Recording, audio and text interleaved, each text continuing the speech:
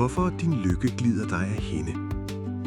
Vi taler ofte om, hvordan vi kan opbygge vores lykke, men det er lige så vigtigt at se på de måder, hvorpå vi selv kan få lykken til at glide os af hænde.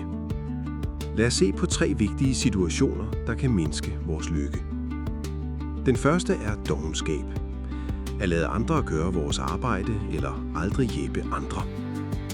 For eksempel kender jeg en mand, der sidder derhjemme hele dagen, mens hans partner står i køkkenet og slider med de daglige huslige dægter.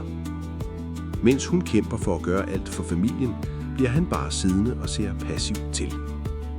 Vi bør ikke lade vores partner bære vores byrde, især ikke når vi selv er i stand til at hjælpe. En anden måde, vi lader vores lykke glide sig henne på, er frygt. Frygten for ikke at sige sandheden eller stå op for det, der er rigtigt. Der har sikkert været nogle gange, hvor nogen har sagt noget, der ikke var rigtigt, og i stedet for at rette dem, lod vi det bare passere. Med andre ord er det som at se solen, og i stedet for at tage imod dens lys, gemme sig i skyggerne. Til sidst er der grådighed, når vi forventer, at livet altid skal gå vores vej, uden nogensinde at give noget tilbage. Som når du betaler ved kassen, og kassemedarbejderen giver dig for mange penge tilbage.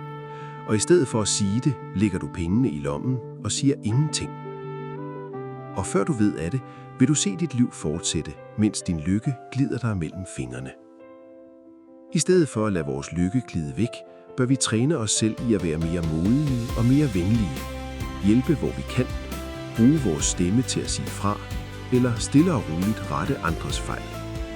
Og med tiden ændre noget inde i dig, og langsomt ændre verden omkring dig også til det bedre.